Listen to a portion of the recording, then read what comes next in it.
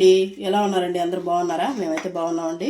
ఈరోజు రెసిపీ అయితే మంచి రెసిపీతో అయితే వచ్చానండి. మన వంకాయ పచ్చి పులుసు. ఇలాంటి వంకాయ అయితే ఒకటి తీసుకోండి, లేతకాయ పెద్ద సైజు తీసుకున్నానండి ఒకటి. ఇప్పుడు దీన్ని మనం స్టవ్ మీద పెట్టి కాల్చుకుందామండి. ఆ రోజుల్లో అయితే మనం నిప్పుల మీద పెట్టి కాల్చేవాళ్ళం కాబట్టి ఇప్పుడు మనకు నిప్పులు అవైలబుల్ లేవు కాబట్టి మనం దీన్ని అయితే కట్ చేసేసుకుందాం. వంకాయని ఇలా కట్ చేసుకోండి.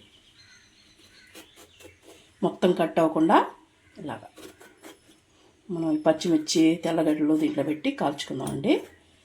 ఇప్పుడు దీనికి మనం ఆయిల్ పూసుకుందాం అంటే మనకి పొట్టు ఈజీగా వచ్చేస్తుందండి. అందుకని నేను ఆయిల్ అయితే వేస్తున్నాను. కాల్చుకున్న తర్వాత మనకి ఫ్రీగా పొట్టు అనేది వచ్చేస్తుంది. ఇలాగ బాగా వంకాయకి పట్టించాలి. ఇప్పుడు మనం పచ్చిమిర్చికి కూడా పట్టించేసాను. మనం ఇలా ఉంటుంది కదా, ఇప్పుడు మనం దీంట్లోకి ఇలా చేసుకోవాలండి. పచ్చిమిర్చిని చూపిస్తాను చూడండి. ఇలా స్ప్లిట్ చేసి ఇలా పెట్టుకోవాలి. నేను ఒక 2 పచ్చిమిర్చి అయితే తీసుకున్నానండి. కారం ఎక్కువ ఉన్నాయి, అందువల్ల మీకు ఎలా ఉంటే అలా తీసుకోండి. ఇలా చేసుకోండి. కొంచెం కటింగ్ దూరలేదనుకోండి, ఇంకొద్దిగా డీప్గా కట్ చేసుకోండి. కట్ చేసుకొని ఇప్పుడు ఇలా పెట్టేసుకోండి. చిన్న సైజు అయితే మనకు పట్టేస్తాయి కదా, పెద్ద సైజు కాబట్టి పట్టకపోతే అలా చేసుకోండి. ఇప్పుడు మనం తెల్లగడ్డలు కూడా పెట్టేసుకుందాం. ఇవన్నీ మనం దీంట్లో చేసామంటే బాగా కుక్ అయిపోతాయండి. ఇప్పుడు మనం పెట్టేసుకున్నాం కదా, రెడీ అయిపోయింది. ఇప్పుడు మనం స్టవ్ అంటించేసుకుందామండి. స్టవ్ అంటించేసి ఇలాంటి జల్లెడది ఉంటుంది కదండి, ఇదైతే పెట్టుకున్నాను నేను. పెట్టేసుకొని వంకాయ ఇలా పెట్టేసేసి మనం అన్ని సైడ్లు కాల్చుకున్నామండి. ఇలా పెట్టుకొని మీడియంలో పెట్టుకొని కాల్చుకోండి, బాగా కాలుతుంది. కాలిన తర్వాత చూపిస్తాను చూడండి. ఇలా కాలిన తర్వాత ఇలా తిప్పుకుంటూ మనం వంకాయని మొత్తం కాల్చేసుకోవాలండి మీడియం. ఈ లోపల మనది చిన్న నిమ్మకాయ సైజు అంతా చింతపండు అయితే తీసుకున్నానండి. తీసేసుకొని మనం వాటర్ పోసేసి నానబెట్టి పెట్టేసుకున్నాం. వంకాయ కాలే లోపల నానుతూ ఉంటుంది చూడండి. మనకి బాగా వేగిపోయింది కదా. ఇప్పుడు మనకి స్టవ్ ఆఫ్ చేసేసి దీన్ని ఒక నీళ్ళలో వేసేసుకున్నామండి. వాటర్లో వేసేసామంటే మనకి ఈజీగా పొక్కు అనేది వచ్చేస్తుంది.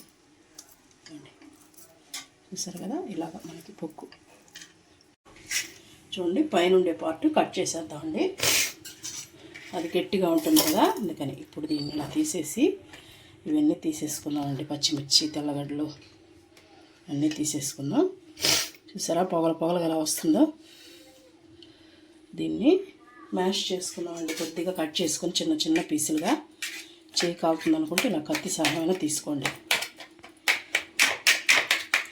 ఇలా చిన్నగా కట్ చేసేసింది చూడండి. ఇలా మనం తెల్లగడ్డలు పచ్చిమిర్చి అన్నీ మ్యాష్ చేసుకున్నాం కదా. ఇప్పుడు ఇది ఒక బౌల్లో వేసేసుకున్నామండి. బౌల్లో వేసేసుకొని మనం దీంట్లో అన్నీ కలిపేసుకున్నాం. ఇప్పుడు దీంట్లో ఆనియన్ వేస్తున్నానండి. పెద్దది సన్నగా తరిగి పెట్టేసుకున్నాను. పెద్ద గడ్డది ఆనియన్ ఎంత ఎక్కువ వేసుకుంటే అంత బాగుంటుంది. వీటిలోకి కొత్తిమీర వేసుకొని మనం దీన్ని ఒకసారి బాగా కలుపుకున్నామండి. ముందు ఇవన్నీ పట్టేలాగా దీంట్లో సాల్ట్ కూడా వేసుకున్నామండి. సాల్ట్ వేసుకొని మనం చింతపండు జ్యూస్ తీసి పెట్టుకున్నానండి. నేను నానబెట్టాను కదా, అదైతే తీసి పెట్టుకున్నాను. అది వేసేసుకొని ఒకసారి బాగా ముందు కలిపేసుకోవాలండి.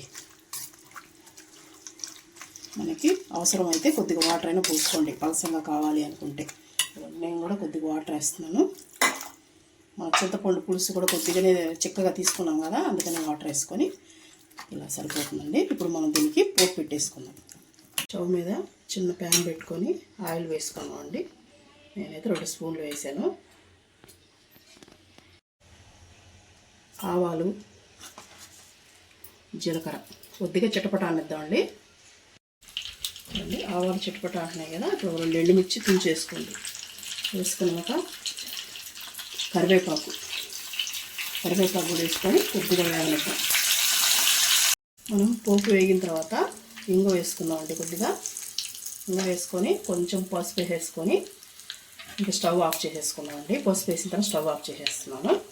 దీన్ని పోసేసుకోండి. ఇలా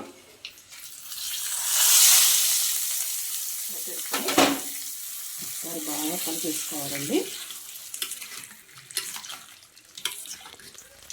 చూసారు కదా ఎంత బాగుందో. మన ట్రెడిషనల్ రెసిపీ అయితే వంకాయ పచ్చిపులుసు అయితే రెడీ అయిందండి. మీకు ఈ వీడియో కానీ నచ్చినట్టయితే ఒక లైక్ చేయండి. చూసారు ఎలా ఉందో.